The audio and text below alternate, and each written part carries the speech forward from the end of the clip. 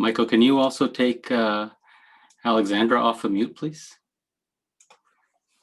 We're going to begin in a few minutes here, people. So just please be patient. I appreciate everyone logging in ahead of time. I know we had a few technical difficulties getting everyone on, but I think everyone is effectively on right now. And I'm just getting a couple of last-minute emails.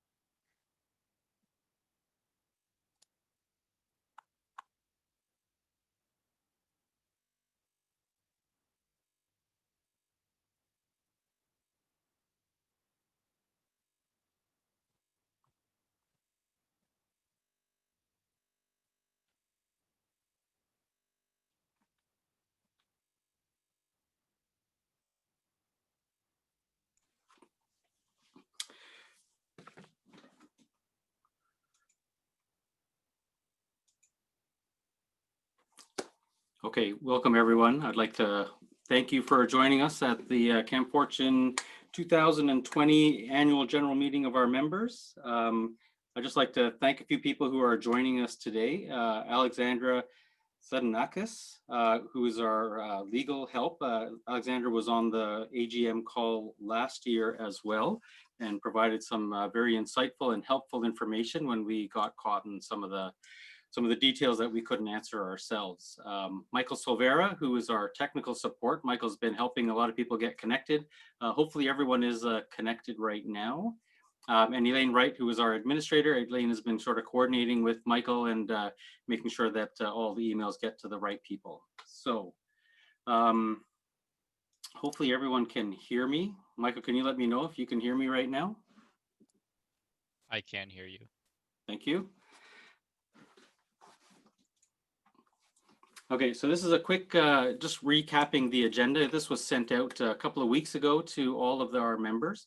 Everyone should have received this already. Not this particular slide deck, but certainly the official package that went out. This is just copied from there. Okay, so I just already talked about some of the people that we have here today. Just a quick note about Zoom etiquette. We are going to ask everyone to stay on mute. We will be taking questions at the end of each of our sections. If you do have a question, we're going to ask that everyone put their hand up. You can find the hand, I believe it is in the participants section. So if you find the participants and click on that, you should be able to see where you can put up your hand. I know some people have already done that. When we come to voting, we're going to be having a 60-second time limit, and I will give a countdown at 30 seconds and at 45 seconds. Respectively. It's just in case people have any sort of difficulties. If you have difficulty during the vote itself, I would ask that you put up your hand and we will try to address your question at that time. I already talked about hands, and the hands can be found in the reactions, and questions will be answered in the order in which they are received. We have a number of questions related to programming. We're going to keep those for the very end.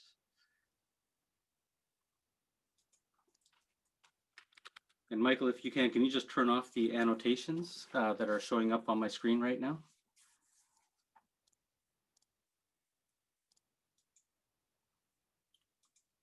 Okay, here's a list of the motions that we are going to be voting upon shortly.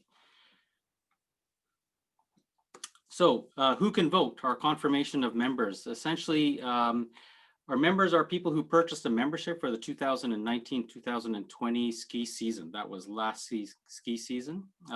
In order to be a member, you had to have an athlete actually participating in the program. I had a few questions about some of our U18 athletes. Our U18 athletes were not officially part of the membership profile. Okay, all members, actually we don't have voting cards this year. So again, the voting protocol is going to be through Zoom polls. Only members may vote. It's going to be one vote per family. And actually, we don't have any proxy votes, so I'm not going to be talking about that at this time. So the first item on the agenda is the approval of the agenda. And I'm going to ask for a show of hands. I need someone to first put forward the motion and then someone to second the motion. So Jonathan has raised the motion. Christy Dean has seconded the motion. So we're going to lower all the hands and we're going to go to the poll now. So Michael, if you can, please put up the poll.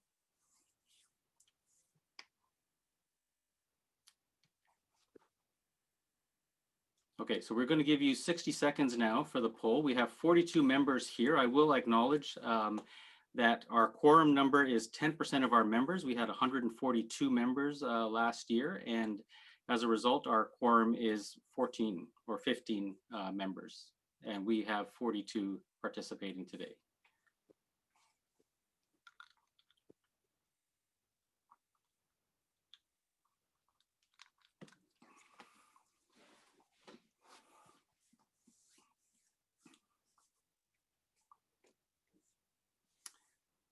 Okay, so we are at the 45-second mark. There's 3 members that are still left to vote. At the end of 1 minute, if those members have chosen not to vote, we will consider them as an abstention.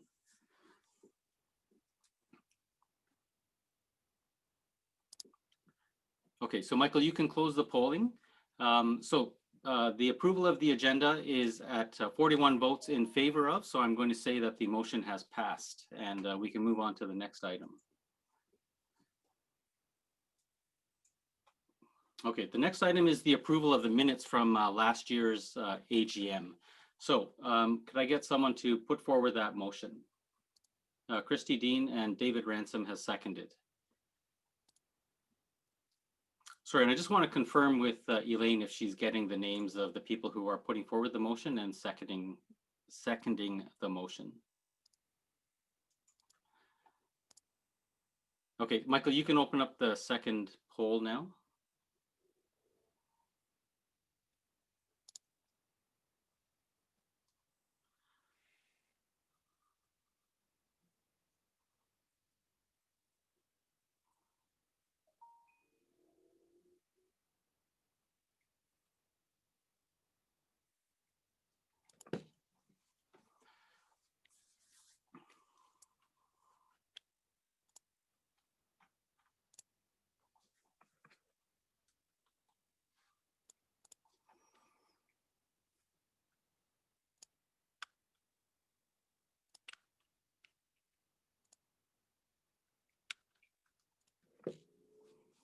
Okay, we're at the 45-second mark. We have 4 members left to vote.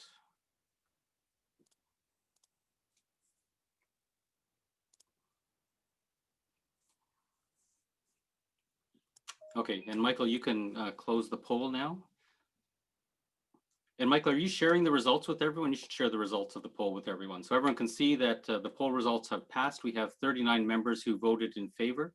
That means that we had 5 members who abstained from the vote. So I'm going to say that the vote has passed. So I'm going to go into now what we saw for last season.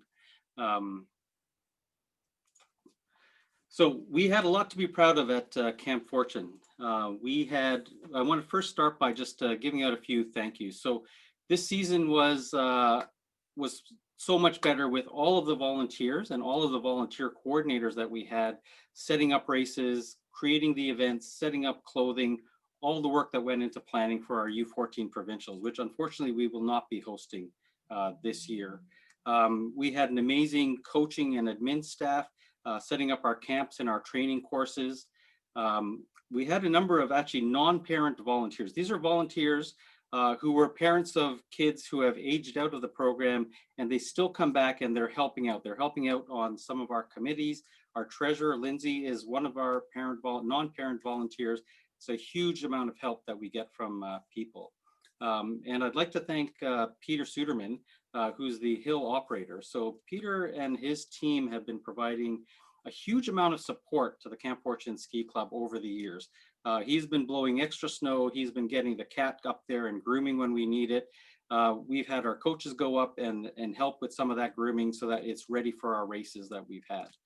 And actually, most importantly, this has been a really challenging year. And I really want to thank the board of directors that we've had this year. we had a very strong board. We were able to reach consensus on a number of issues, and they were instrumental in getting past a number of the hurdles, obviously, as I think many of you know, and we will be talking about when we get to the information session. We got past a lot of those hurdles as a result of a very strong board. So having a proper board and the governance structure that was put into place last year has really helped us, I think, with everything that happened with COVID. So thank you to everyone. Last year, we hosted an amazing race. It was the girls ruled the race. It was an all women official event. It went off amazingly. I think these were incredibly challenging conditions from a race perspective. I don't know if people remember it, but we had so much snow. We had people working for like a couple of hours before the race actually began just to get that race off. So this is an incredible learning experience, I think, for a lot of people.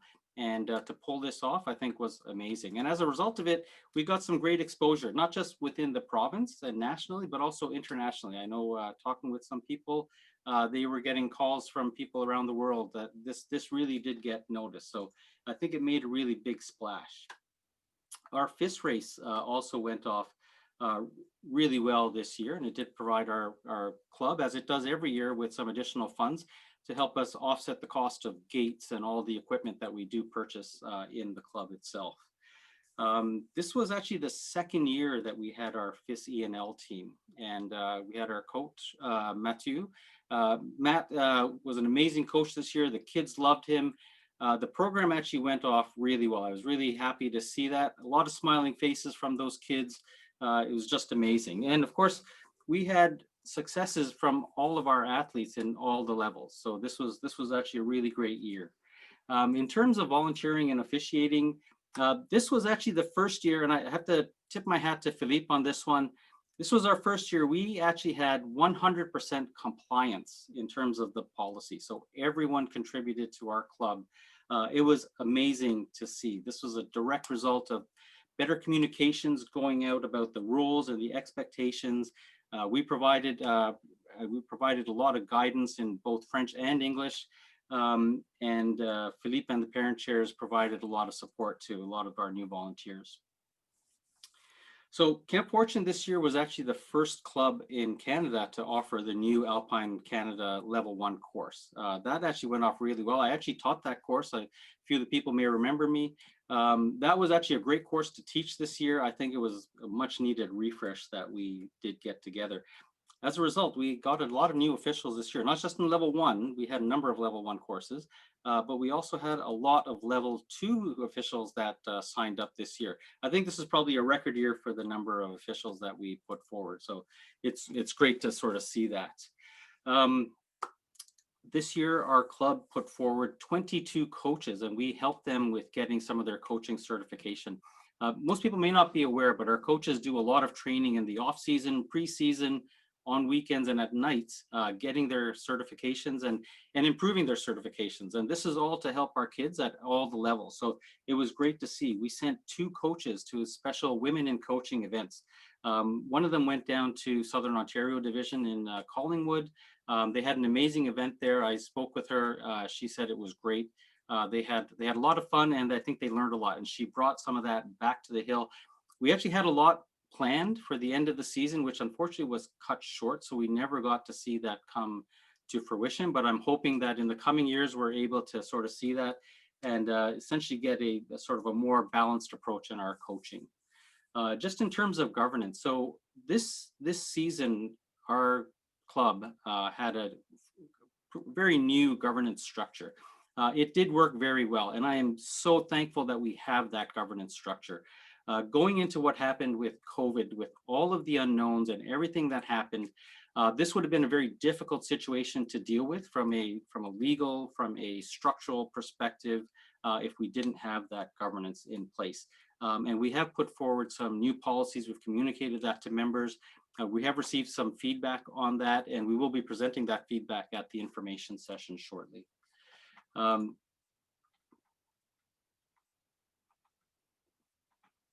This year also saw us essentially get to a lot of opportunities that we had to deal with. So it gave us a much better understanding of sort of what our breakage and loss was. We go through a lot of gates every year, as people may attest. Anyone that's been at the FIS race will see a lot of those gates getting broken. Some of these FIS athletes are very strong and powerful, and even though the gates are quite big, they break quite a bit.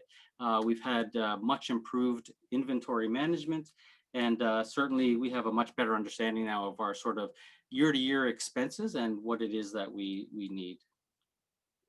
I don't break all the gates, just some of them. Thanks for that, Thomas. And we also got our camps planned at a much earlier date this year. So these are all things that sort of go to the whole club, the club as a whole, and to all of our coaching and our volunteer staff. This is just a quick slide to go over the numbers that we've seen. This year we had a slight drop in the numbers, but overall our numbers have remained about constant. And you can see that U18 program, we've brought it up to 14, really happy about that. I want to see us grow that.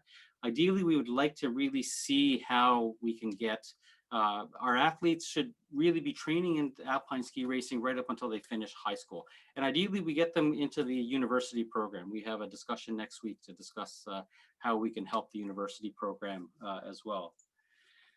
Okay, so at this point, I'm going to turn this over to Brian Benjamin. And Michael, if you could just unmute Brian. Brian is going to give us a report from the Finance Committee. No, okay, I think we have 3 questions, so I'm going to take some of these questions, and while Michael finds Brian. So Carolina, you have the floor.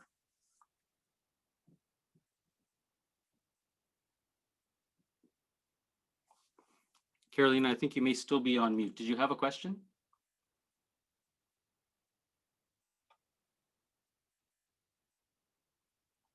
Okay, I'm going to turn it to Frank then. Yeah, Frank Carpentier, you have the floor. Do you have a question? I don't. No, your hand was up, Frank. Sorry. That's okay.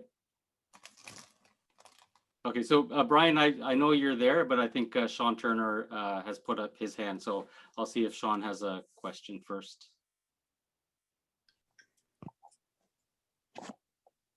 Yeah, Sean, go ahead. Sorry, no, I put it up by mistake. Okay. Apologies. Okay, Brian, if you're ready, then you have the floor right now. Yeah, I'm good. Assuming you can hear me. Yes, we can. Thank you. Okay, terrific. You know, that's probably a term that we're all saying every day. Can you hear me now? So great to be here with everyone, and representing our illustrious Finance and Audit Committee here. So everyone would have had an opportunity to see the year-end financial statements, but a couple of contextual points to bring a bit of color to it. We did end the year in really solid shape with a surplus of just over $30,000 on revenue of about $680,000. You know, considering the surprise that we had at the end of the year, this allowed us to still pay out our coaches in full and wrap the season in really good shape. Cash in the bank of about $110,000 also is a testament to the last couple of seasons where the club has put on a really solid financial performance overall.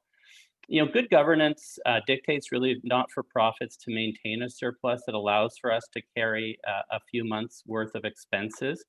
We also need to anticipate future expenses such as timing equipment or other large capital purchases. So in years where we're able to run a small surplus, it certainly sets us up for years where, you know, one like we're entering right now, where there are going to be some potential unknowns, and it puts us in a really good position, as good a position as we could hope to be able to weather the storm ahead, to be able to make some investments where we might need to make some investments, as well as be able to store some sort of pieces away for unexpected surprises that may come our way. So that's our summary, Brian, in terms of how we wrap the year. Okay, perfect. Thank you. Thank you very much, Brian. Sorry, I had a question sent to me, and I'll just reiterate. It's around quorum. So last year we had 142 members. Our quorum, according to our bylaws, is 10%. So that would be 15 members. And I can see that we have 46 members on the attendee side, which are our voting members. So yes, we do have quorum. Okay, so our next item up is essentially the motion, which is the receipt of the audited financial statements. I am actually going to read this one out. So be it resolved that the audited financial statements for the financial year ending April the 30th, 2020, together with the auditor's report thereon, are hereby received. So we are receiving these from the auditor. Could I have someone, yes, put up the motion? So Rob Haslett has forwarded and Rob Stanton has seconded. And Michael, we can put it to a vote. Thank you, Michael.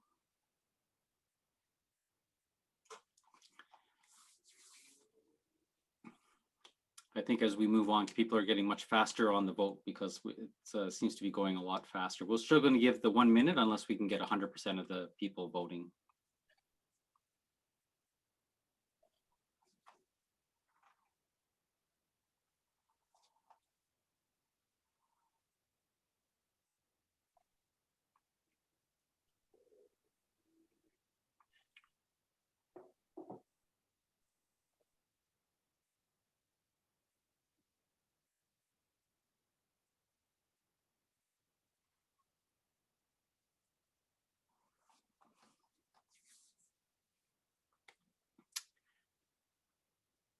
Okay, sorry, I forgot to give the 45-second warning, but that is at 1 minute. So Michael, you can end the poll and put up the results. So we had 44 people out of the 46 voted, and the vote is at 100% in favor of the motion. So I am going to say that the motion has passed. Thank you very much, everyone.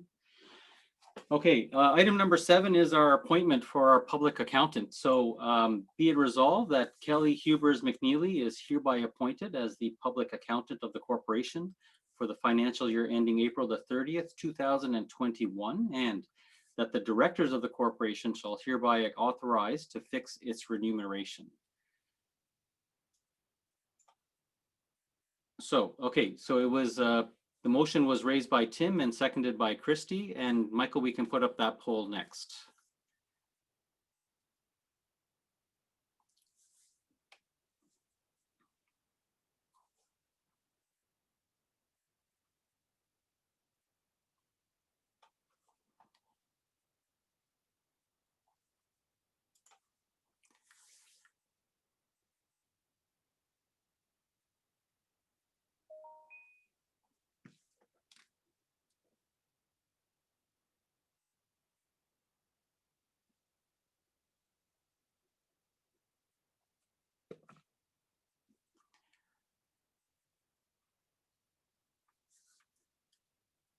Okay, we're at 45 seconds right now, and we'll give another 15 seconds for the last few people to vote.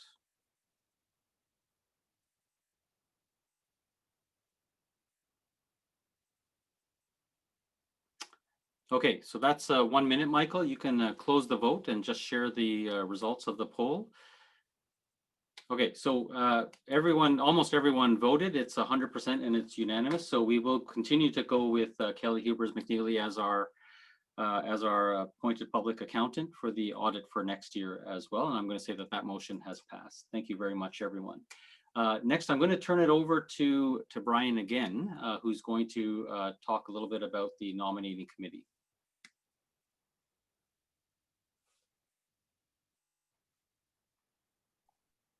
Okay, I'm back.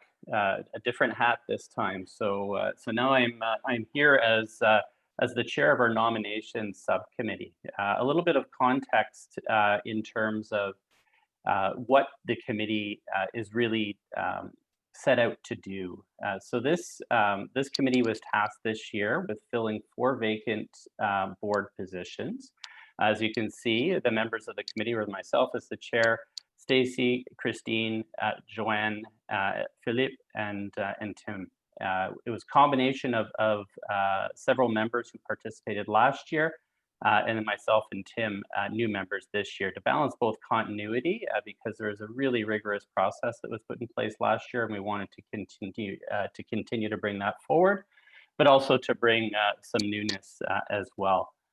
There was a set of skills that was put forward last year. The group continued to use that skills matrix and as a key lens, both for the call for nominations, but also in reviewing the applicants and as a guide for the interview process. So a call went out to the full membership in early August, where it was left open for a little over 2 weeks. There's a couple of emails that our illustrious communications team sent out. And then we came together as a nomination subcommittee to review the applications for the 4 open positions, conducted interviews. Everyone in the committee participated in at least 1 interview. And then we came back together to compare notes, again, balanced against the skills matrix, but also considering balance of perspectives and styles, diversity, language, to try to make it as comprehensive as possible. The 4 individuals that are being recommended from the nominations subcommittee and ultimately through the board are Frank Carpentier for try to keep up with the slide there, a 2-year term ending at the AGM in 2020. Christy Dean, a 2-year term ending as well in 2020. Brian Silvera, a 1-year term ending at the AGM next year. And Rob Stanton for a 2-year term ending at the AGM in 2020. Rob's term ends in 2022. 2022. Thank you, Brian. I was so close. Assuming this motion moves forward, the 5 remaining directors who are elected for multiple year terms at the AGM in 2019 would be myself, Brian Benjamin. So 2 years remaining on a 3-year term ending in 2022.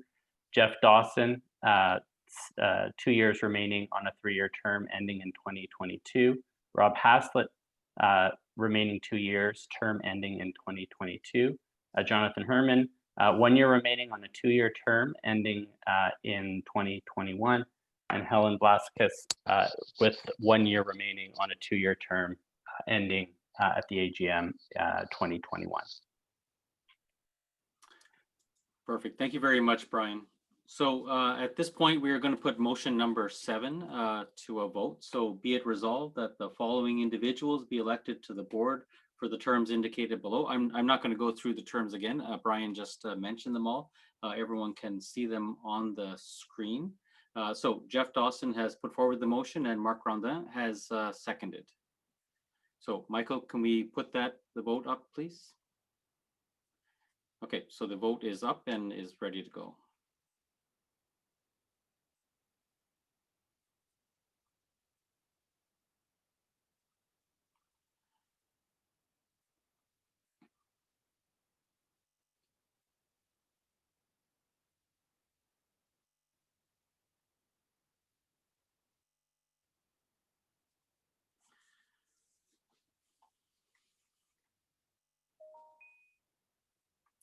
Okay, so we actually have 100% of the people have voted at this point, and it's 48 individuals. So Michael, we can actually close the vote. We don't need to wait the full minute. You can share the results. So as we can see, we have 100% in favor of the motion. So I'm going to say that the motion has passed, and thank everyone for their participation in that vote.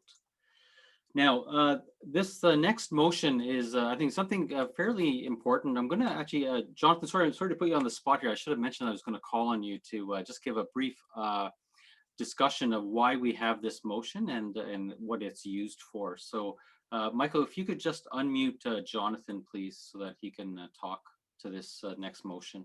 And I will put up the motion for you, Jonathan.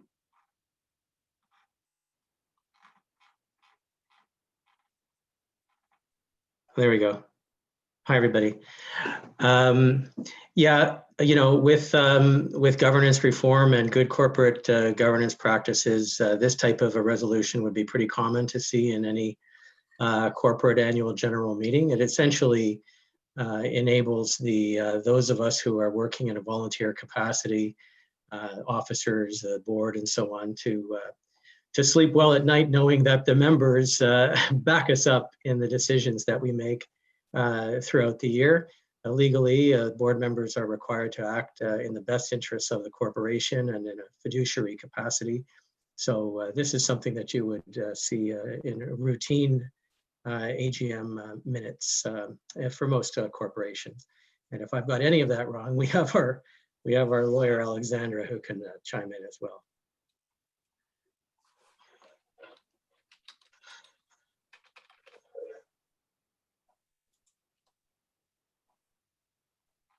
No, so I think, Alexander, did you have anything to add to Jonathan's comments on that?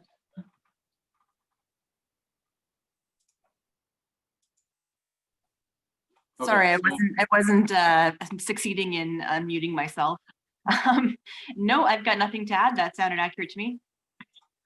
Okay, perfect. So I'm going to put this next resolution. I'm just going to mention it. So be it resolved that all prior acts and decisions of the board and the officers of the corporation and those of its committees and agents are hereby ratified and confirmed. So if I could have someone to raise that motion. So Jeff Dawson and David Ransom has seconded the motion. So Michael, if you could put that vote up, please.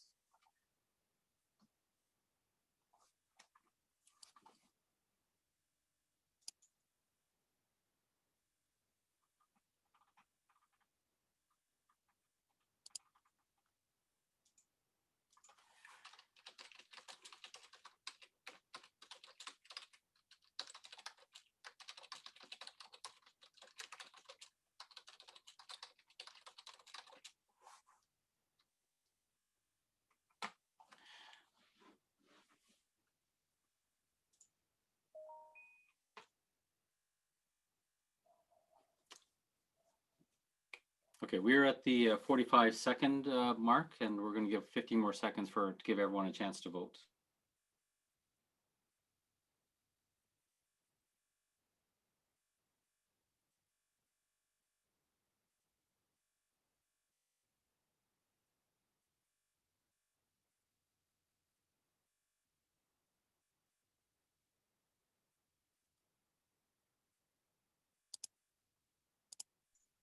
Okay, sorry, and I was also having difficulty in coming off mute. Michael, you can end the vote because we're past the 1 minute mark, and you can share the results with everyone. So as we can see, most of the people voted, and the vote is again 100%, 43 for and none against, and I'm going to say that that vote has also passed. So I'm going to move on then to the final motion, which is our adjournment. So could I have someone raise that motion and second it? So Brian Benjamin and Helen Vlastakis were raised it and seconded it.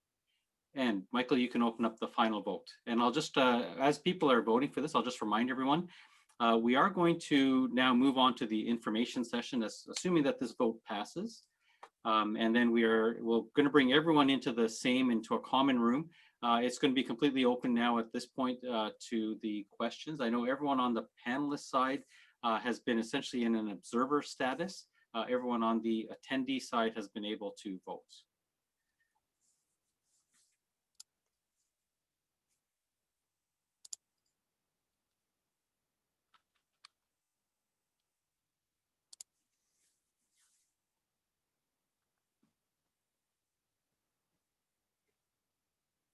Okay, Michael, you can stop the voting. Everyone has actually cast their ballots now, and you can share the results. So I'm going to say the motion has passed, 47 for and none against the motion that we will adjourn the meeting. So thank you very much, everyone. Appreciate your time. So now, Michael, before you move everyone over, I'm just going to mention something here. As all of our attendees are going to get moved over into the panelist side, as that happens, you may experience a blank screen for a few seconds. So I'm going to give Michael about couple of minutes here to get everyone moved over, and I'm going to just change our slide deck over. So Michael, you can go ahead and move everyone over. Thank you.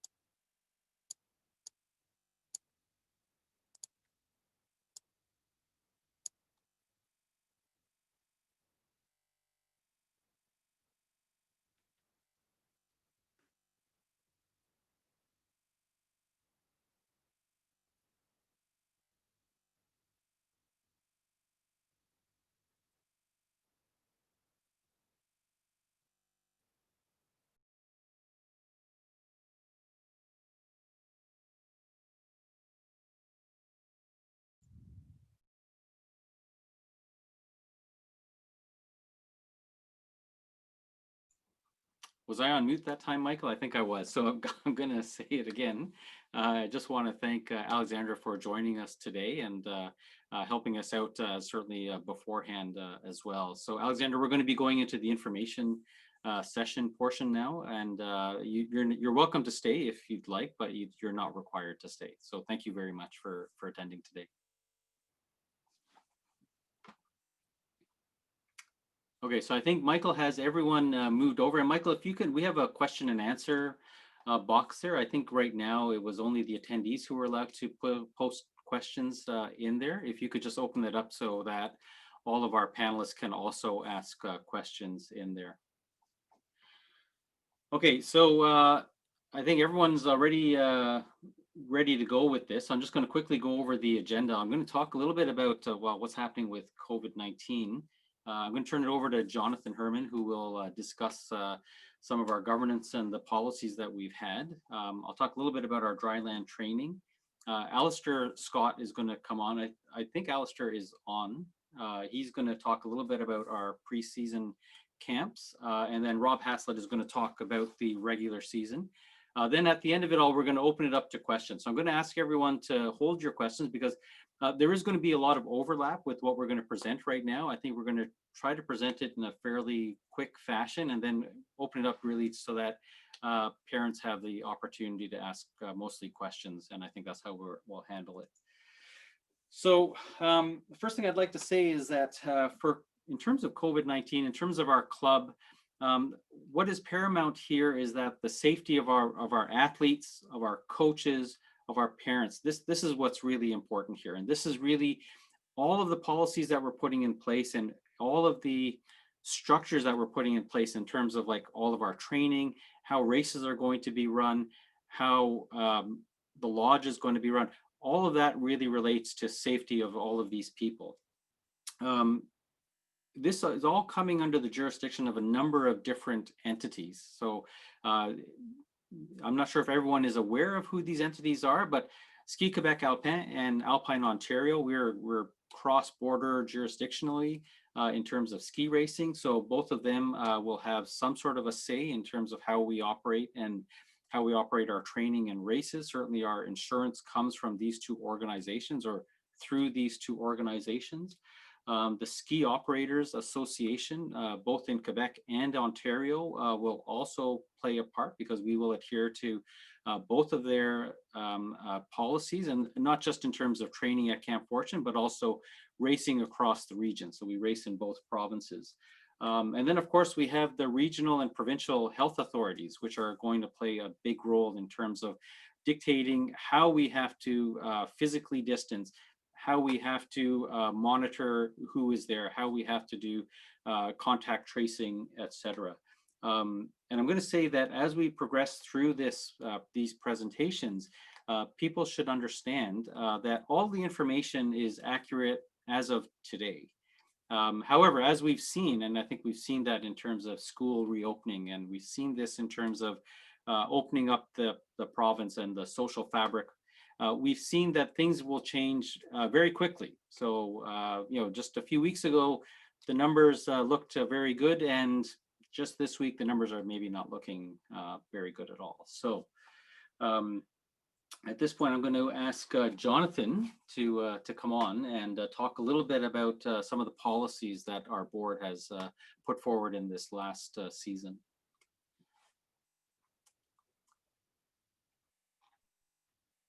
All right. Thanks very much, Brian, and hello, everybody. It's great to see all of your names on the screen. A lot of good friends on this call. So again, back to good governance, we established a governance and nominations committee, and the members are myself as chair, Rob Haslett, Brian Silvera, and Brian Benjamin are members of the committee, and we set out for ourselves at the beginning of the season the task of developing a refreshed code of conduct that would apply to everybody that's involved in the club, whether they're athletes, parents, coaches, employees, and so on. So That task was initially a research project because we didn't have too many great templates to work from. The code of conduct that we'd had on our website had been there for a very long time, but there hadn't been a proper review of any of that for as long as I've been involved in the club. In any event, we drew from about 20 different sources from national and regional sporting bodies, other clubs, and so on. And once we had most of the season behind us, that was really the only opportunity we had to turn our minds to drafting a document. So that document was adopted by the board a few weeks ago and shared with all of you with an invitation to comment on it. And I'm delighted that a number of you took the time and spent, made a serious effort to read the document and provide us with some very thoughtful feedback. I can assure everybody that's on this call who had provided feedback that we have made very careful note of it. We'll reconvene the governance committee and look at every comment that we received, and we'll put forward a number of I'll call them tweaks, because there was no significant departure from what had been put forward. There were some important precisions that people wanted to see, and we'll have our committee do that task, go back to the board and come out with sort of version 2 of this code of conduct policy. And that's the one that would be posted on the website and to which everybody would be expected to adhere in due course. But for the time being, should there be any further comment or questions about it, please send them along. These types of things are not intended to be top-down documents. As members of the club, we own everything that goes on here. So when I say we, that means all of you who are on this call and the families that are not represented as well. So please don't be shy if you have questions or comments or feedback. Thanks, Brian. Okay, thank you very much, Jonathan. So I wanted to talk a little bit about our dryland training. I don't know, I asked Serena to join us if there were any questions on this, and she's actually conducting some training for some of our athletes, in fact, right now, and I believe she's on her way home, so she should be hopefully joining the call a little bit later on. So this year's dryland was run by Serena Dagla, is one of our coaches. She's also one of the coaches that we sent to the Women in Coaching seminar in Southern Ontario Division. I mentioned that a little bit earlier. And she has been working tirelessly. She had a number of great ideas set up that we weren't able to move forward at the end of last season, but we will be moving them forward in the coming years. So that I am expecting that to happen in the next few years. So our dryland training is currently underway. We have seen, I think, unprecedented levels in terms of the uptake for dryland training. I suspect part of that is just given the current environment. Our athletes are looking for a bit of an outlet. I think our parents are looking for a little bit of an outlet. Certainly this has been an interesting season. I think being able to have your kids come out and be a part of some of these programs has been great for some of these kids. What we have noticed, I think we've been adhering to all of the protocols. Sometimes it's hard for the kids to understand what physical distancing is. So we are modifying our protocols as we go along to ensure that we keep a safe environment for everyone. So you will be seeing some differences as we move forward with the program throughout the fall. Okay, so I'm going to turn it over to Alistair. So Alistair, I don't know if you can unmute or if you need Michael to unmute you at this point. Michael, can you just unmute Alistair? And then, yes, he's there. And Alistair, if you can also turn on your video, please, and you can give us a quick update on the preseason camps. Hello. So we started organizing preseason camps later in the spring. I'd say May, June. We started getting all the information together to organize fall camps. Traditionally, we've had two camps, one in Sun Peaks and the other at Mont Tremblant. Based upon the current COVID environment, the decision was made to not have a team travel out to Mont Saint Anne, and we would, to Sun Peaks, and that we would source a local site for us to have training. The reason for that was so that families could travel to the hill, stay at the hill in their own self-contained bubbles, and then just deliver the kids to the bottom of the hill in time for training, and then pick them up for lunch and at the end of the day. So we could keep, there would be no need to have kids sharing room, coaches sharing room during a training camp. We looked at a number of different sites and eventually settled on Mont Saint Anne, and then have a second camp at Mont Tremblant. So we made steps to establish those two camps. On Wednesday this past week, I got an email from Mont Saint Anne saying that they have decided to open the ski hill a week later than planned, which means that we will have to cancel the Mont Saint Anne camp for this season.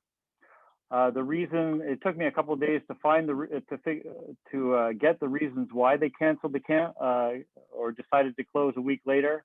It turns out that there were delays in getting the reports for the repair of the gondola. You may recall or may not recall that there was a serious incident with the gondola in the spring of last year. Anyway, it has delayed the repairs will delay the start of the season. Additionally, Mont Saint Anne is still waiting for guidelines from the province of Quebec in terms of how they operate their ski hill. So they made the decision to not open until the 5th of December. So in the past few days, I've been trying to get a hold of another site to hold a camp in place of Mont Saint Anne, and we've decided to go to Mont Tremblant for a camp that would potentially begin the 28th of November and run until December 4th, with a possible option of running from the 26th of November until December 4th. Everything is in the works, is in the creation phase for that. I should be able to have information out in the next couple of days about that training camp. Going back to Mont Saint Anne, because we've had to cancel, I'm working with Mont Saint Anne to see if we could cancel all of the bookings for everybody at Mont Saint Anne in one fell swoop instead of having everybody call to cancel their own bookings. I will have information pertaining to that tomorrow. So that's what's going on with Mont Saint Anne. It's been moved to Tremblant. Currently, it's been shortened to a 7-day camp from the 28th to December 4th. It may be extended from the 26th to December 4th based upon interest. We will still be running our traditional 5-day camp in mid-December from December 12th to December 16th. I believe this is sold out, and we're all set to go there. That's what I got so far. Thank you very much, Alistair. I certainly want to thank you and Sean Banfield for doing all that hard work in terms of getting all the camps up and going. I know we were certainly very early in terms of booking those camps. I think earlier than any of the other clubs, and then yes, to have it sort of canceled the way it was came as a bit of a shock to everyone. So we do appreciate you guys putting in that effort and that time, and having the forethought to book those camps when we did. So thank you. Okay, at this point, I'm going to turn it over to Rob Haslett. So Rob, I'll just share my screen here, and then I'm going to ask you to go off mute and go onto your video as well. So we're going to talk a little bit about what we expect to see in the regular season, and there's a number of items that are going to pop up here. So I'm going to let Rob speak now. Michael, can you unmute Rob, please? Yeah, can you hear me? Yes, we can. Thank you, Rob. Great. Thanks, Brian. So I'm sure the information that everyone's anxious to get their hands on, what our season is going to look like this year. There's been a tremendous amount of conversation and work happening in the last 3 months to ascertain what is going to hopefully look like the most normal season compared to other seasons that we can pull off this year. We've been working very closely with the Hill, who has been tremendously supportive of the club and helping us make this season a reality. And to Brian's point earlier, we have to work with a number of different inputs from our 2 different PSOs, being Alpine Ontario and Ski Alpine Quebec, as well as our regional zones of NCD and SQA. And they in turn take their instructions from AOA at the top. Amongst all of those inputs, we also deal with the Hill operators themselves, the Hill owners in our case, as well as the inputs from the Hill Operators Association of Quebec and Ontario, as everyone looks to operate in a similar fashion to be supportive to one another, both in terms of hill operations across both provinces, as well as race club operations and even general ski school programming. So some of the items that are coming to fruition now after a number of months are trailers. So it looks like we'll be having a number of trailers at the Hill. We're currently looking at adding one 60-foot long construction type trailer at Skyline with supporting porta potties to enhance facilities, as well as 3 trailers in the valley with a number of additional porta potties as well, all for the exclusive use of our club and members in order to be able to train primarily weekends full time. So the limiting capacity at the Hill is going to be the lodge. There's no question. I think it is on a normal year, but this year it will be severely limited due to the local and provincial health authorities requirements. So the Hill has graciously said to us, the Hill is yours to use, but we have to together solve the issue of lodge accommodation and moving the masses around. To give you order of magnitude, that means the main lodge in the valley will be limited to 350 people at any given point in time. So the Hill is going to be looking at instituting some changes, obviously, in terms of how they operate. They can't exceed that capacity limit now, which is going to seem wildly empty in there, but such as it is. So there'll be no more ability for parents to hang around for the day to either work from the lodge or just pass their time. They're going to be putting time restrictions on all public and people using the lodge in order to keep it available for everybody. In terms of the club itself, it looks like we're going to be able to run our full programming on the weekends, which was not the case as close as a month ago, but now it looks like we're almost there, or pretty much there. The change to our club will mean that we will have likely staggered starts. So we will have 8:30 starts, 9:30 starts. And then once Skyline opens, we're likely going to make Skyline the home for U14, U16, and U18 during the winter. So they will start and stop their days there. And then the Valley will be reserved for Nancy Green, U10, and U12, where they will start and stop their days there. Again, I qualify all of this by saying this is as of today. And as we all know, our environments can change in very short order, but that's what we're working with today. In terms of enhanced training, we are still looking to run the usual Friday training. Again, the goal of keeping our season as close to normal as possible, or what we've come to know as normal. So we will still offer the enhanced training on Fridays. Currently, the thinking is that for grades 8 and below, it shouldn't make much of a difference to their academic schedule compared to other years.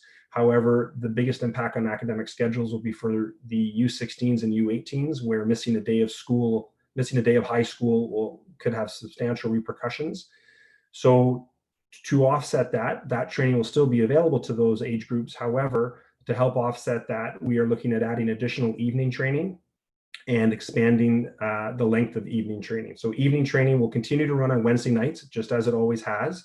It will continue to run with a 6 o'clock start time. But we're looking at offering an enhanced start time of 4 p.m. on Wednesdays for all age groups, for those that wish to take part in that.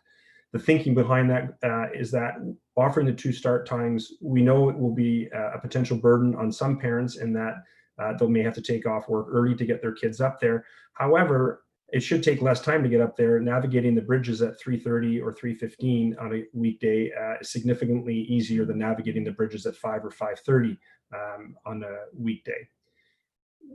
In order to pick up the lost time for the older age groups on the Friday, potential lost time, we're looking at offering either or both Tuesday and Thursday training that would start at 4 p.m. and go till 8:30. And that effectively gives those athletes a 4.5-hour training window, which is just about equal to a weekend day. However, 4.5 hours at Skyline when the hill is empty is way more productive and useful to those athletes than a Saturday when the hill is running at full capacity. So we're actually hoping that on a go forward, if things return to, let's call it normal next year, that we're actually able to continue to offer some of these enhanced training opportunities and the 4 p.m. starts as options on a go forward in future seasons. With respect to race schedules, collectively across Ontario and Quebec, it's been determined that there will be no weekend racing. So I can tell you that that will not be happening, and that's across both provinces. All hill operators and clubs are on board with that, not because they want to, but because that's the reality of our environment, and unleashing 200 plus athletes and parents on a hill on a given weekend will present a burden for just about any hill. So race schedules are going to be looking at weekday races, likely a Monday or a Friday, in order to help with volunteers being able to set up the hill. Again, our hill has been extremely supportive and said basically on a Sunday, we are welcome to take the race hill and completely B-net and set up the entire race hill on a Sunday in order to ease the burden on volunteers and to be ready for a Monday race. Fridays are also an option. And then we're also looking at some potential evening racing. There's lighting requirements that have to meet FIS requirements.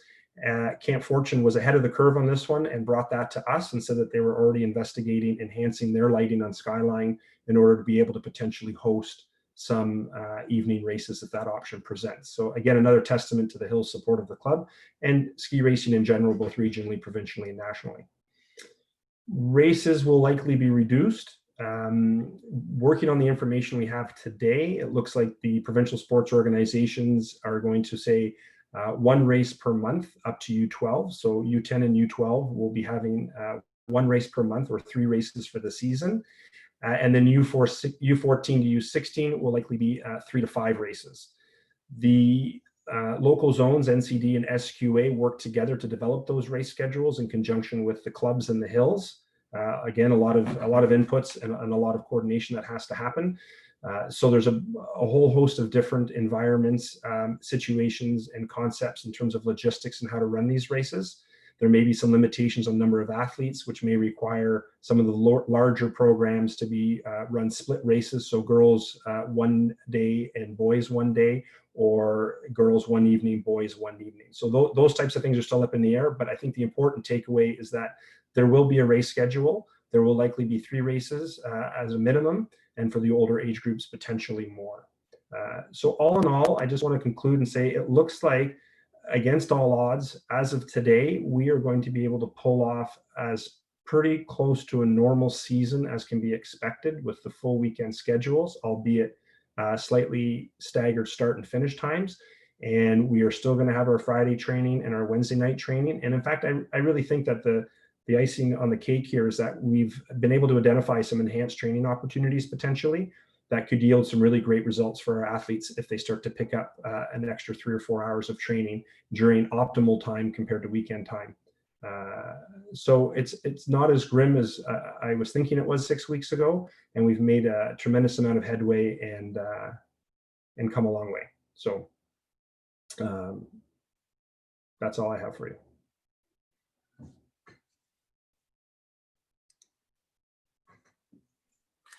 Thank you very much, Rob. I'm off mute now, right? I can't actually tell.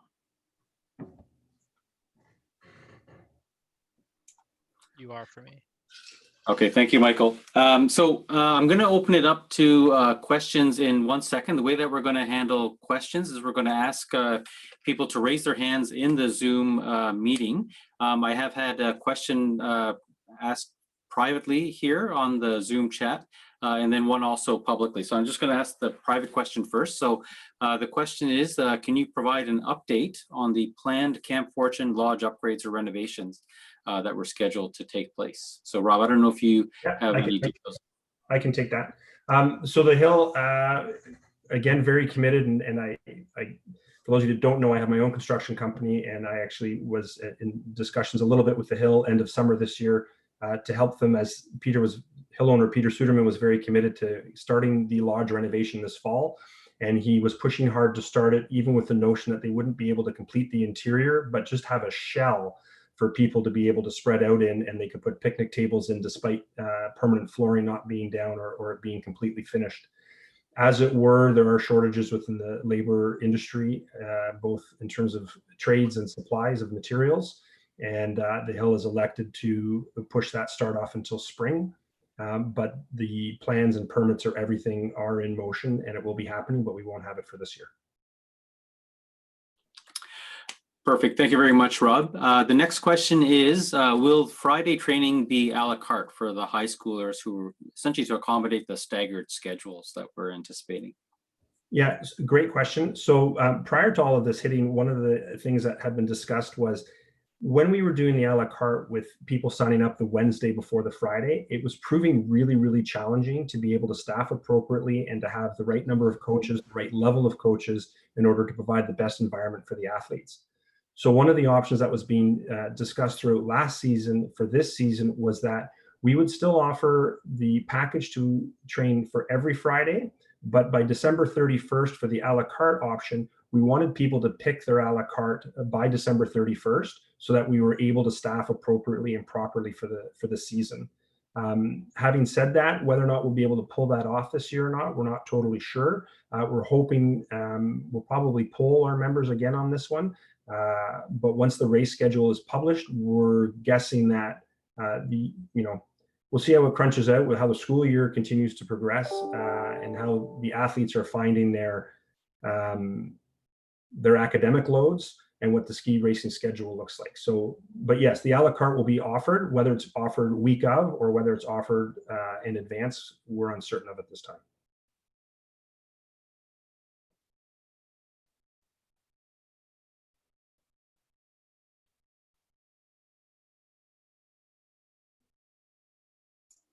So there's a couple of questions that are popping up in the chat here, Rob, and I'm gonna first address the one about the U18. So our U18 program is somewhat of a different beast than our regular programming.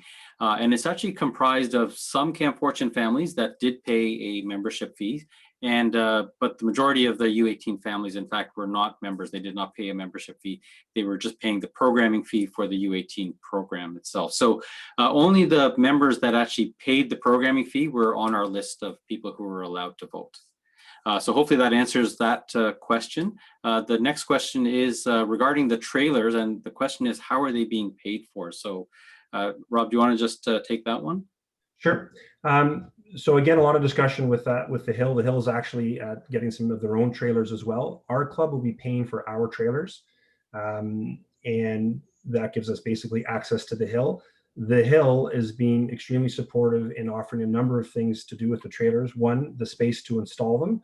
They are 60 feet long a piece and 12 feet wide. They take up a fair amount of space. More importantly is actually servicing the trailers and getting electrical service to them. They do require, for those of you that understand this sort of thing, they do require 100 amp service each.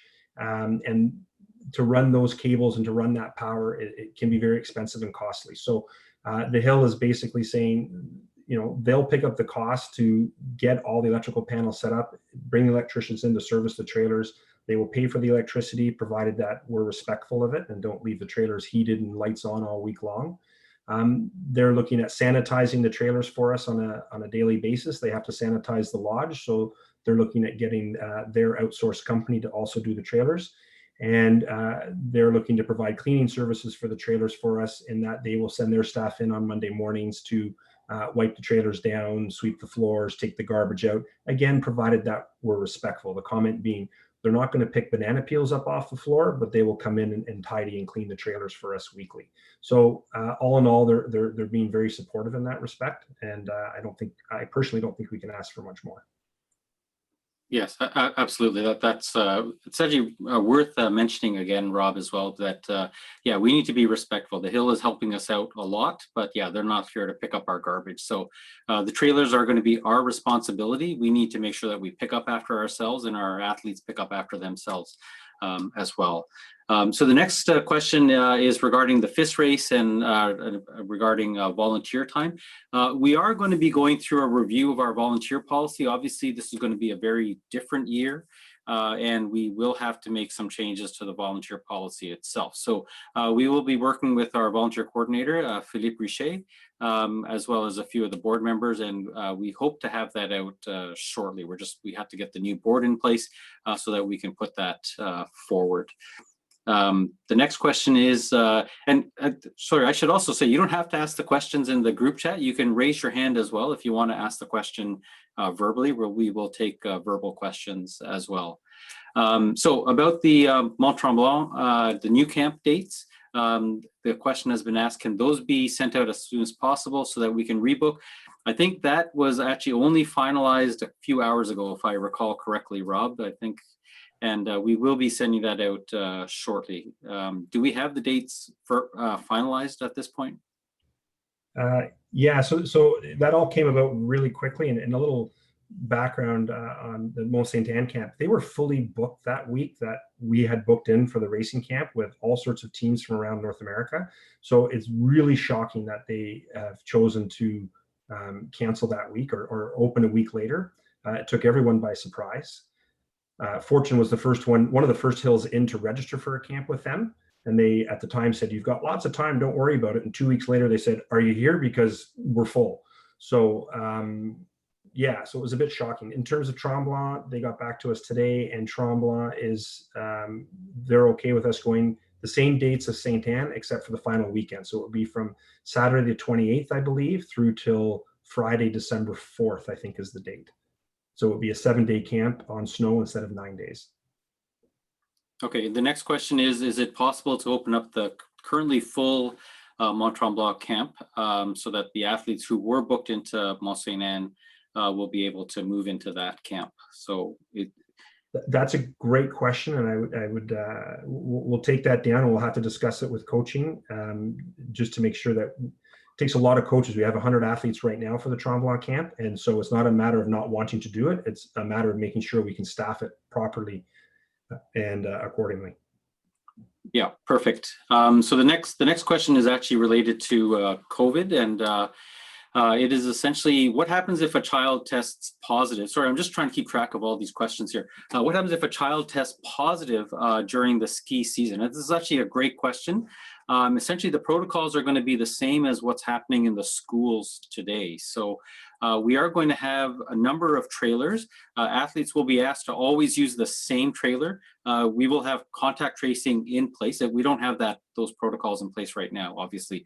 We do have it for the dryland training, but we will have contact tracing in place, and we will have a questionnaire that all the athletes will need to adhere to before they come and train. So at this point, the firming up of those policies, we intentionally have not done them because things have been changing so rapidly with respect to that. But as we get closer to opening up for registration, we hope to have at least a preliminary outline for what the COVID policies are going to be. I think that also answers the next question, which is, does the club have COVID protocols in place for the new season, which includes health and safety protocols? So we are actually working on that right now. I will say, so when the season ended last year, that is really when the board of directors went into overdrive. So we've been meeting regularly throughout the whole summer, trying to get this season off, at least trying to understand what the season is going to look like. And we've been in touch with Ski Quebec Alpin, with Alpine Ontario, with the OSZ board and the NCD board. All of those groups have been actively involved in trying to understand what is going to happen. And certainly I can say all the plans that we had in place going into like the end of July have all changed 100%, by the time the end of August rolled around. So we do plan to put out some policies related to COVID-19 and safety around that, but they're not available as yet. They will hopefully be available before registration opens. Okay, let me find the next question here. Okay, so will the Tuesday and Thursday supplemental training be available to all age groups? So Rob, I'll let you take that one, or Alistair. I can't remember where we landed on that. I apologize. There's been such a massive amount of information flying around. So I'll let Alistair take that.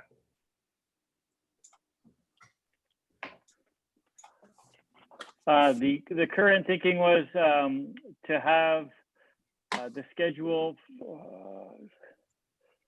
The current thinking was to have the schedule the same as it has been in previous years, opening up Tuesday and Thursday training was primarily directed towards the U16 and U18 athletes. It needs to be noted that we could, in theory, offer training to our teams every single day and every evening of the week if we really wanted to. The problem is availability of coaches. The bulk of our coaches are only available on weekends. There are very few, the numbers drop off quite dramatically throughout the week. So we have to always be cognizant of which coaches we have available. So currently, Tuesdays and Thursdays, U16 and U18. Okay, thank you very much, Alistair. So the next question is, okay, so how will offering several evening training options as well as the weekend training impact the cost of running the programs? Rob, do you want to take that one? Sorry, could you repeat the question? Yeah, how will offering several evening training options as well as the weekend training impact the cost of running the programs? And I think you should probably talk a little bit about the trailer costs as well with regards to that. Yeah, not sure I totally understand the question. Given that we'll be running a full weekend program, that cost is the regular season programming. In terms of the enhanced programming, any train that we're running during the week, be it Tuesday, Wednesday, Thursday, or Friday, that programming will be at its typical daily training rate. I believe it's $45 a day is what we charge per athlete for coaching for a full Friday. And then we prorate that down for a number of hours, and we would do the same for Wednesday night. We would do the same for Tuesday and Thursday. Okay, so the next question is, how will the trailers be managed, and will parents be allowed to stay in the trailers? And will the trailers have names? So someone is suggesting Haslett Hut, I think. Thanks, Eric. Yeah, so we've just been really focused on getting the trailers at this point. We've had some cursory discussions around managing their use. That becomes a little bit trickier, as one well can imagine. During training times, it's okay because we can assign a volunteer to open and close the trailers. What happens in non-training periods as to whether or not people can use them, we haven't got there yet.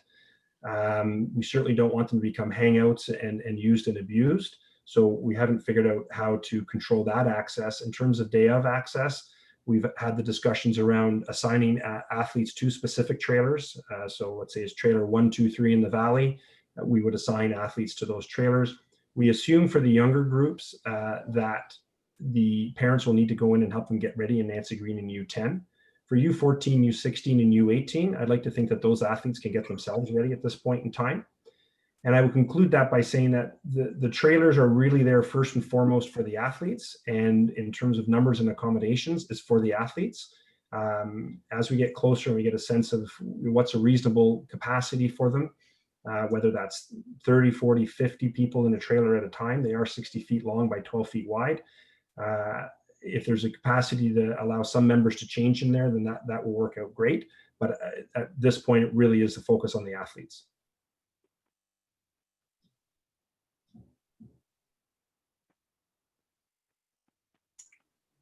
Okay, thank you very much, Rob. So the next question is, where will the trailers be located? If you could just reiterate where we were going to put those. So the idea for Skyline, again, is that once Skyline is up and running, it will become home for U14, U16, U18. So between the race trailer and a rental trailer, we feel that we'll have the capacity to accommodate those 3 age groups with staggered starts and finishes. Where it's going to be located at Skyline, we don't know exactly. I would think likely near the bottom of Sparks, near the pump house. It has to be as proximal to power supply as possible, as well as access. In terms of the valley, the 2 power sources available to us are the main lodge and then the pump house at Clifford Chair. So we'd be looking at potentially putting the trailers in the lower parking lot abutting the lodge in a line there, or beside the pump house in what used to be a parking lot at the bottom of Marshall when you used to come down Marshall there. So in one of those two locations, and it strictly has to do, first it has to do with getting power there. It's a lot of power that we need. The Hill also has another 3 trailers that they're putting in the valley, so that has to be orchestrated. And Freestyle is talking about trying to source a trailer out for themselves. So again, there are some other interests that have to be accommodated, and everyone's working to get along. The Hill may have to make some do some earthworks as well to be able to provide flat terrain to install the trailers. What we think is flat often is not when it comes time to put a trailer in place. So all of that is being managed and coordinated by the Hill. Okay, thank you very much, Rob. The next question is, I think you've already answered the question in English, but I've asked Jonathan if he can answer the next question en français, which is really regarding capacity of the trailers themselves. Jonathan, are you? Oui, aucun problème. Yeah, merci. Alors, la question est à savoir si combien de personnes qu'on peut mettre, soit des athlètes ou des entraîneurs, dans une remorque de 60 pieds. Alors, Rob avait répondu à la question en général pour dire ça reste à savoir exactement combien de personnes on devrait mettre dans la remorque. Mais c'est essentiel, je pense que juste en principe, qu'il ne faut pas dépasser la limite qui est exigée par des autorités gouvernementaux ou des gens qui sont responsables pour la santé publique. Alors, dans 60 pieds, Rob, on dirait entre 20 et 50 personnes, mais ça reste à déterminer. Thank you very much, Jonathan. So before I take the next question, I noticed that someone has their hand up, so I'm going to ask that person to go off of mute and they can ask their question. So Todd, go ahead and you can ask your question now. Hi there, thanks so much. I'm not sure if I know this is not a unilateral decision that Camp Fortune Ski Club can make, but I was wondering if there's any consideration or what the venue would be to discuss the option of adding team points to races. So as we're more and more isolated within our clubs this year, perhaps if we have less than previous races, perhaps we could add points that would be whatever it is, maybe the top 5 racers at each category that count towards each other towards team points. So it increases a sense of sort of morale amongst the clubs, and also perhaps moves away a little bit at the younger ages away from sort of individual results and a bit more towards team results that might help with retention of keeping both male and female athletes interested in the sport. So just wondering if there's an opportunity to discuss that. And I know it's not just isolated within our club, that it would be a discussion amongst coaches or board members of the other clubs. Actually, I'll take that question. That's actually an amazing question. So we have actually had team points at the U16 level for the last 2 years. Last year it worked a little bit better. We never saw it to fruition, unfortunately, because of everything that happened. But we did have teams made up. There were teams of 10 individuals, gender split, and they were just chosen more or less at random from everyone. And it wasn't just within the club. So the teams were actually made up of athletes at all the clubs. Now, this worked great, I think, for U16. They tend to be a little bit more cohesive. At the younger age groups, maybe this could also work, but certainly I've taken the point, and I will bring this up at both the OSZ and the NCD boards. So yeah, it's a great question. Thank you very much, Todd. Okay, so I'm going to take the next question, which is so for those who registered with deposits for the MSA camp, will be the first in line to book for the new Tremblant camp. And I think it's a great question. And yes, I think the answer would be yes. If you're already booked with the Mont Saint Anne, as we open up the new Tremblant camp, those people will certainly be the first ones to be approached about booking a spot in there. And we don't have any details yet about whether we're going to be restricted on that. But Alistair, if you're still on the call, if you could maybe comment on what our anticipated maximum number would be for the new Mont Tremblant camp. So for the initial intention is to, if we can, get everyone who is registered for the Mont Saint Anne camp to transfer to Tremblant. That would be a thing of beauty. Again, the limiting factor with the first camp of the season is availability of coaches for 7 or 9 days, which is why the camp was capped at about 55 to 60 athletes. I would imagine it will remain at that number just for availability of coaches. Speaking to the new Tremblant camp, it is my intention this week to communicate with all of the people who have previously registered for the Mont Saint Anne camp, to give you information about how to cancel the Mont Saint Anne camp, the codes you will need to register for Mont Tremblant, all the details that you may need. That group of people will be the first with this information. And then following that, if there is any available space, we will open it up to those who had not previously registered.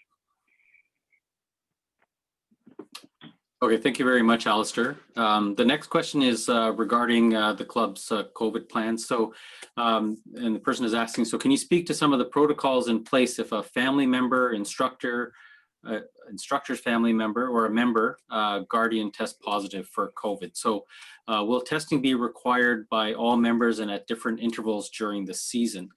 I think the only way we can really answer this is that all of those types of directions are going to come from the health authorities. So I think the first part of the question is certainly if a member or an instructor or a family member tests positive, that means that the athlete as well has to isolate with them at least for 14 days until they have exhibited no signs. Now, this is my understanding of the health protocols that are in place.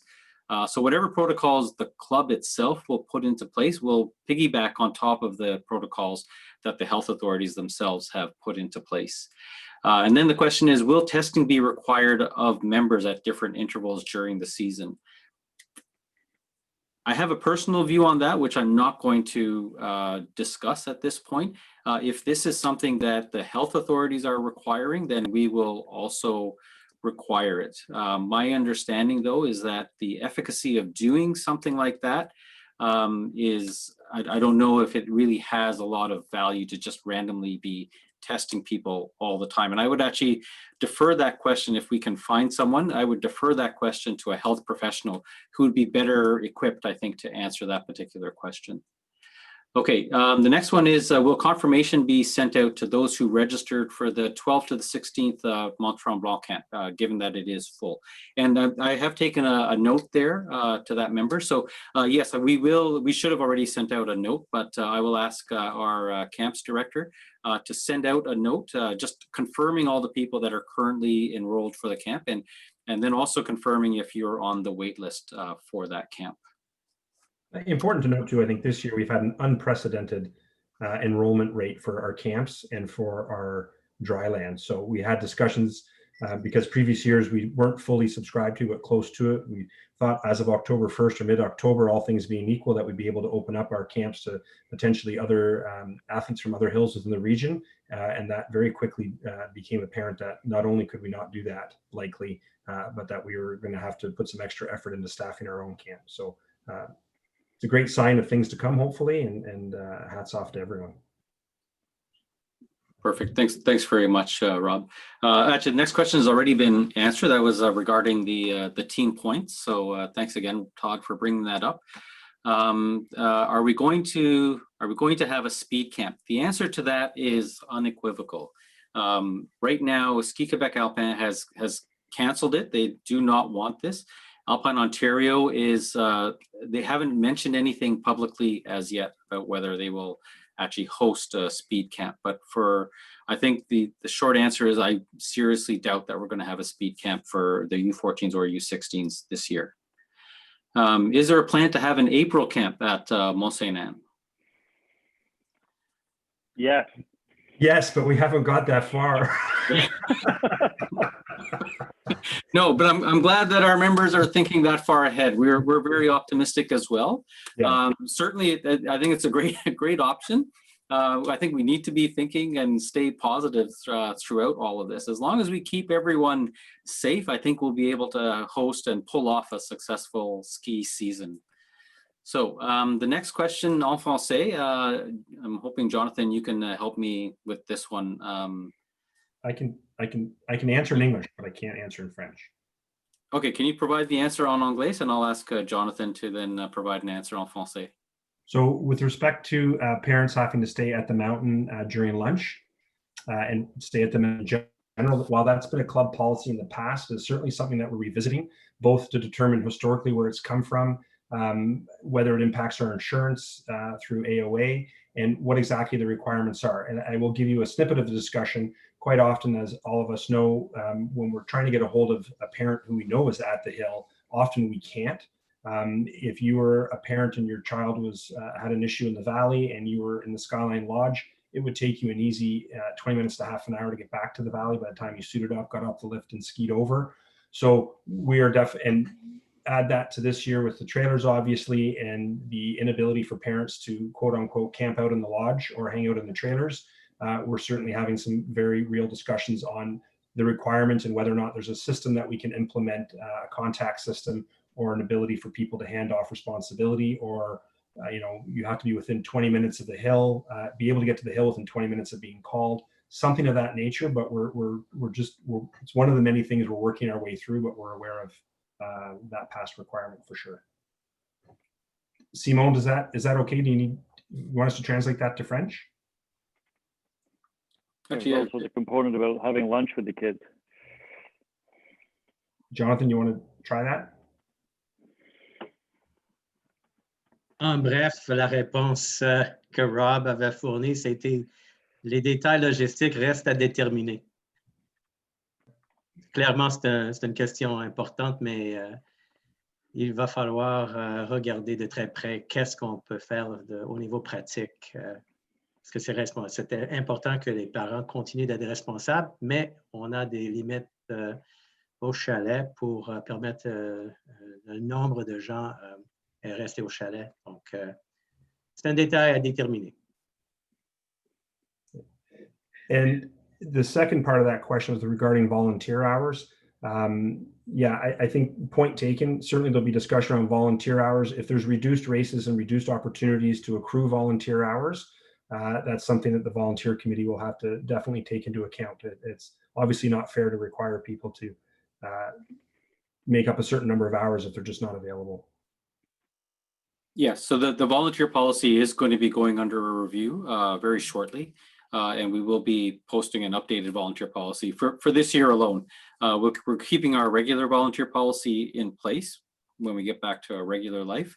But for this year alone, we will be providing an updated volunteer policy. So stay tuned for that. Okay, so Mark is mentioning that he's phrased it as a affirmative, but I think he meant it as a question maybe, but will we have a party to decorate the trailer outside or in? And maybe he means that we should have a decorating party to get those trailers. So yes, we'll see what we can do with that as long as we can physically distance and keep everyone safe. Certainly more than happy to undertake. Sounds like Mark wants to spearhead that maybe, as well as having a naming ceremony for each trailer. So have at her, Mark. I'll give you the spelling of my name later, Mark. So the next question is the Mont Saint Anne camp that's moved to Tremblant, will it be open to all age groups? Great question. So first of all, the intention is to offer positions at the new Tremblant camp to the 54 odd people who registered for Mont Saint Anne. It was primarily directed towards U12 and up. The intention of these camps is not to rapidly increase the number of days on snow that everybody could all of a sudden have. We're trying to keep the number of days on snow for everybody relatively similar to what we had last year. So at this point in time, the new Tremblant camp is going to be open for U12 and older. Okay, thanks very much, Alistair. Okay, the next question is really related to, I guess, training of younger athletes on the Wednesday night training. So Alistair, I'm going to let you answer this one as well. So can you see the question? It's related to, can the plan be revisited essentially for the Wednesday night offering for younger athletes? Yes, we could certainly revisit whether we offer Wednesday night training for U10 athletes. But I'm going to preface this by saying that there seems to be an expectation that when kids show up on a Wednesday night, all they do is run training courses. And there is debate amongst the coaches whether that is the best thing for U10 athletes to do. So we could certainly revisit whether we have U10 athletes available to participate in Wednesday night training. But at this point in time, we have to preface it by saying it might not be gates only training. We are also limited on Wednesday evenings currently to running gates down the chute. This is in part because there's not really suitable lighting over on the valley side for running gates at night. So we primarily stick to running down the chute, and we have a lot of athletes, a lot of big athletes going very, very fast down the chute. So it's not necessarily a safe environment for smaller kids to be in. I do see the note. I will revisit it with the other coaches, and we'll come up with a plan going forward. Thank you very much, Alistair. Could you also maybe add or discuss how the long-term athlete development protocol also fits into with this question? Wasn't really prepared for that kind of question. Wasn't thinking long-term development at all at this point in time. For U10 and younger athletes, the primary focus for those athletes is actually in free skiing, developing skills in free skiing, with the use of some specific drill type courses. But it's a lot of free skiing, which is why I make the point of not necessarily having only courses available on Wednesday evening. Does that answer your question, Brian? It does. I was actually looking for the long-term athlete development, that little graphic that we put for all of our, when we had the parent information sessions last year. It's a great graphic, comes from Alpine Canada and Alpine Ontario. And it's exactly what you said. So, okay, the next question is, for the early season Tremblant camp, what will the no snow cancellation policy be? So they're planning on opening on November 20th. So we should have snow in time for our camp a week later. There is a cancellation policy in the contract that we signed for the camp. Rob seems like he's keen to talk about it, so I'll let him take over.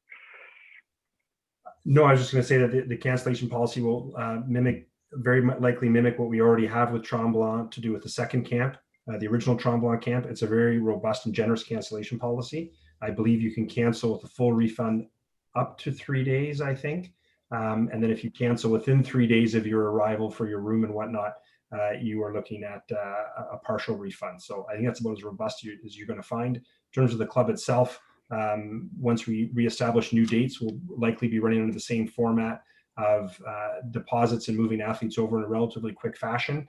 And then as we finalize those costs in the next week or two, we'll be looking for full payment and commitment with the same cancellation policy that the club has of if the season, if that canceled reason or what have you, then we will be looking to refund whatever costs we can back to members, notwithstanding the costs that the club has had to pay that they couldn't recuperate.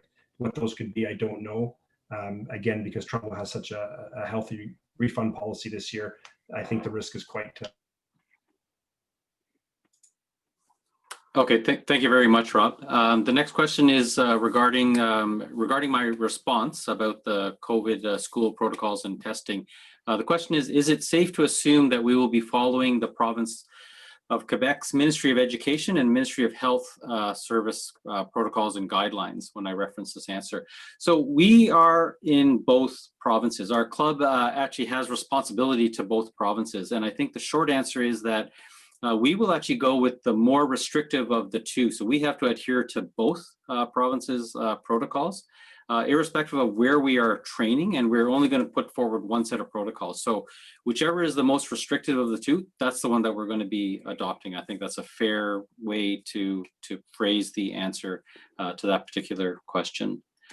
Okay, the next question I have is regarding the running of a coach's course. And I thank that member for bringing this up again, because I did owe him an answer.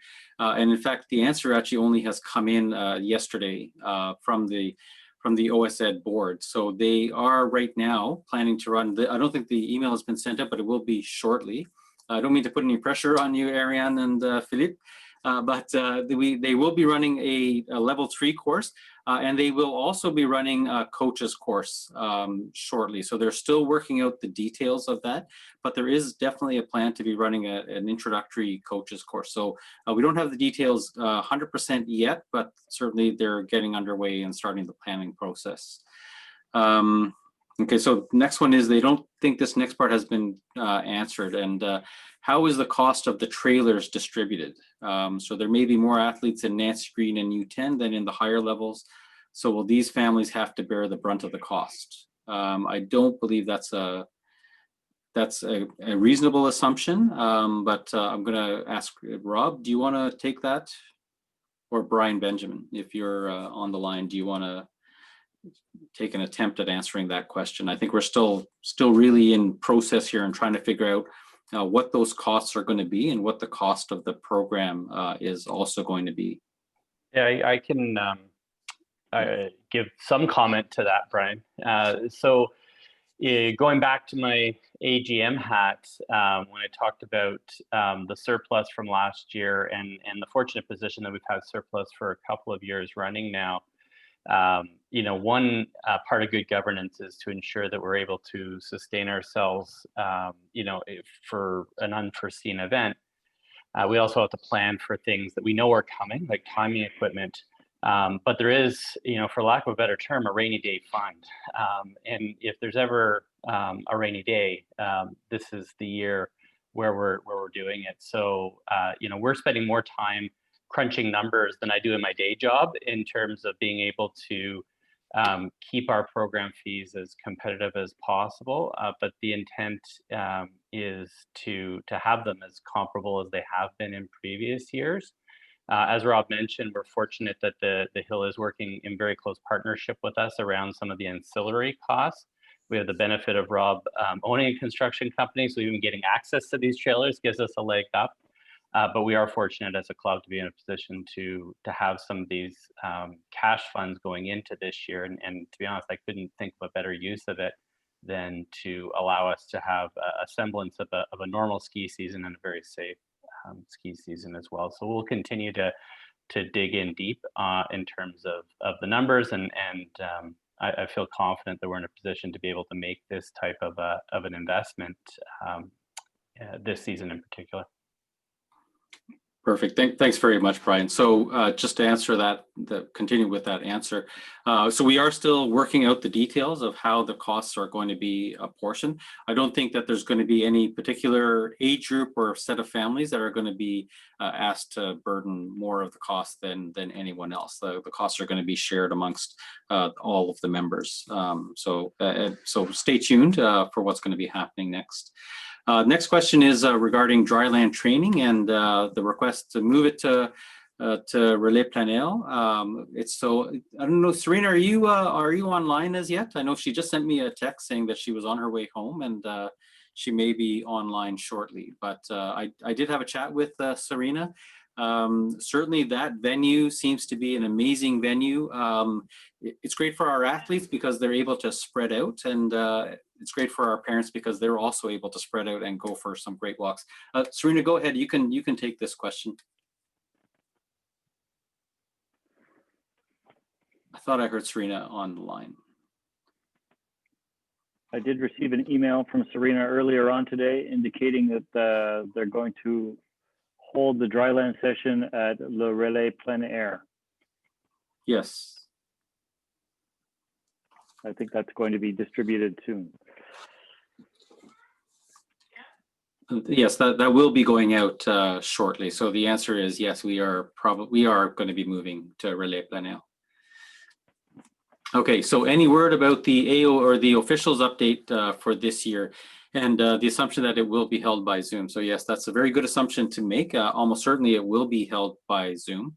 There's two updates that are going to be held this year. One is related to officiating, and the other is related to the coaching update. Both of those will happen at some point a little bit later this year. And the other part of the question is any information on whether there will be an O Cup this year. I think there are some plans to try to have an O Cup, most likely in Southern Ontario Division.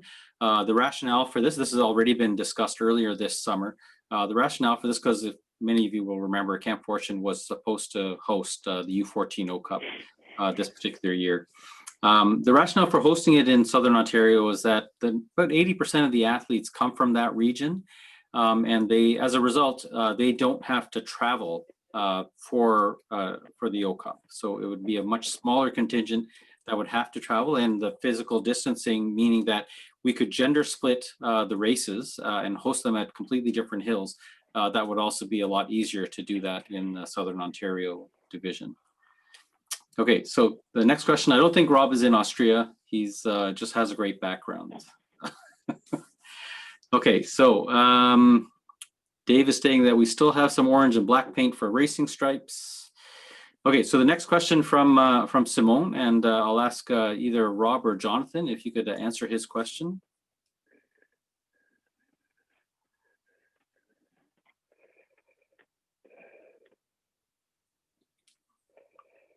Okay, I'm going to give Rob and Jonathan just a chance to look at that question, and we'll come back to it. I will take the question at the very end, though, about whether registration costs for regular training are going to be known before the end of September. We are actually in the middle of trying to budget it and trying to actually understand, one, what our costs are going to be, and also what our exposure is going to be, what's going to happen with the season. So the end of September is a target for us, but whether we'll actually make that target, I'm not sure. We're still waiting to hear definitive information from both Ski Quebec Alpin as well as Alpine Ontario. So we will try our best to get that out soon, but I would expect something probably realistically closer to October. Jonathan or Rob, are you able to answer the question?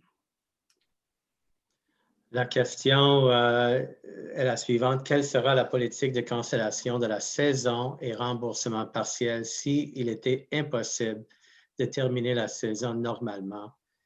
C'est une question financière, puis ça dépend beaucoup sur à quel point exactement la saison sera annulée. On a vécu cette situation à la fin de la saison dernière. On était à la fin de la saison, donc il y avait tous les coûts ont été vraiment engagés à cette époque-là, donc il n'y avait pas un remboursement partiel. Mais c'est une bonne question. Nos magiciens financiers vont devoir regarder combien de coûts sont déjà dépensés pour la saison avant de déterminer si oui ou non on a la capacité financière de rembourser même partiellement les coûts ou les frais des programmes. So Brian Benjamin, as chair of the finance committee, essentially, politics, the policy on reimbursement is going to depend on what point in the season we may be faced with that question and how much in the way of sunk costs we already have to absorb before we can consider reimbursement to families for unused portion of the season. Okay, thank you very much, Jonathan.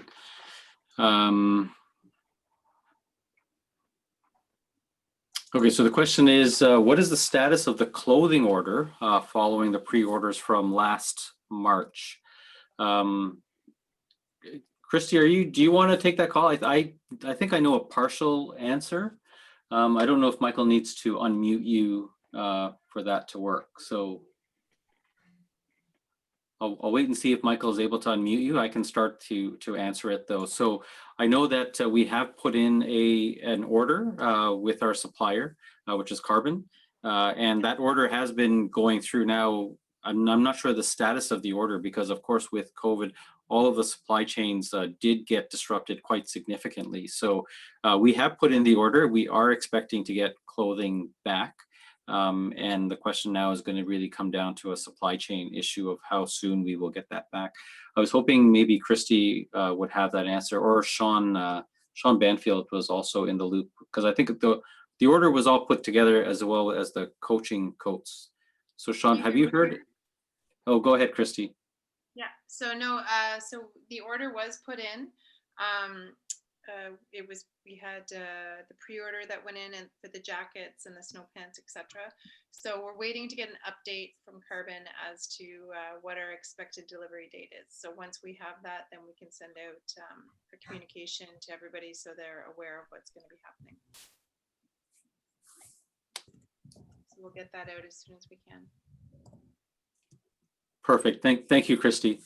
The next question is, has any effort been made to secure a race night at Kunstad? So we have not gotten to that point as yet. However, I'm sure that our coaches are going to be talking with Eric and or Ron to try to arrange something, to do that. So Rob, I think I've unmuted you now. So can you confirm that you're unmuted, or do I need to do that? Yeah. I'm good, thanks.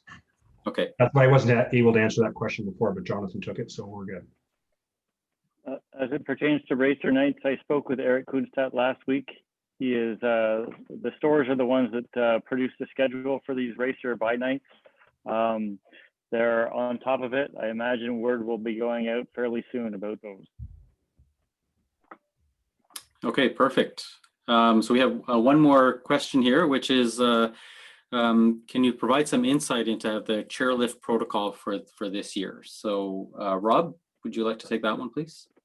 Yeah, it's a bit of a, as of today, again, like everything else, the Hill is currently taking its guidance from the Association of Ski Operators of Quebec. They have come out and said that the lifts will be reduced in capacity by 50%. So a four-man lift at Fortune becomes a two-man lift. They've added the caveat that unless the members are from the same family, if the members are from the same family, they can go four to a lift, although the Hill operators haven't figured out quite how to police that yet. And then there's discussion about lineups and how to keep social distancing. Front to back, they don't see it as an issue because the skis keep you a natural distance apart. Left to right might be a little bit trickier, but they're working on that.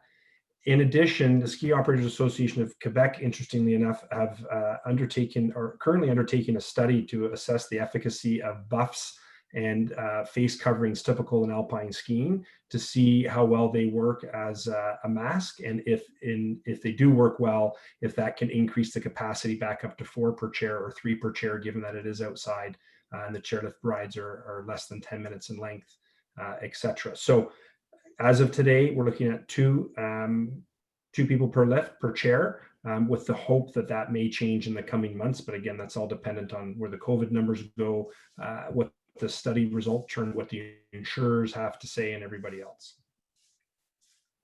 Yes, and I will add to that, Rob, that the ski hill operators in Ontario are proposing the exact same protocols as well. Okay. Yeah, thank you very much. Okay, I think there are no other questions, unless if someone has another question, you can either post it on the group chat or you can raise your hand and we can you can say it verbally. But I think at this point it looks like that's everyone's questions have been answered. Okay, well, I'd like to thank everyone for attending today, and for Michael and Elaine for their help getting this all set up. I know we had a few technical difficulties in the beginning. I think we spent about an hour before the call just making sure we got as many people on the call as possible. Hopefully everyone did get onto the call, and I do believe that this has been recorded on YouTube. So Michael, maybe if you can just cut and paste that link back onto YouTube, and if people want, they can send that link to any of their friends who weren't able to make it tonight, and they can certainly watch this. I don't know how exciting the video is going to be, but best of luck. Thank you very much, Michael. Okay, have a good night, everyone. Is there any other questions? I think No, we I think actually that's it. have, or Eric Kunsa was here just a second ago. I think he wanted to speak to the ski racer nights. Oh, okay. Eric, are you? Can you unmute, Eric? While he unmutes, I just want to add a huge thanks to Brian and Michael Silvera for putting this all together, everything from recording it live on YouTube to the 4 dry runs that we had to make sure the AGM went off as well as possible. And Michael for acting as a host moderator for this, because without him and his technical savvy, this wouldn't have worked. So tremendous undertaking to pull this off tonight. So I just want to say a huge round of thanks to the Silveras for making this happen. Okay, thank you. Oh, there's Eric. Yes. Hi. So I will be speaking to Alistair again for more details, but we haven't arranged anything because we didn't want to create large crowds, and we're trying to make a plan on how to do it properly and safely. We have had lots of racers through the stores throughout the last 6 weeks, taking advantage of some good sales and getting ready for the winter. So there's, a good chunk of them are done. For boot fitting, which, would be the most important and to get close and personal with. So we do have 2 boot fitters, Eric DiNardo and Polish Phil.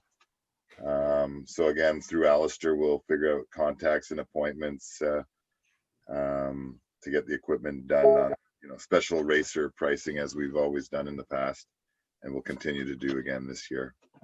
So thanks for that question, and just stay tuned. There'll be, but people are welcome to come anytime and take advantage of the special racer, deals without any formal invitation.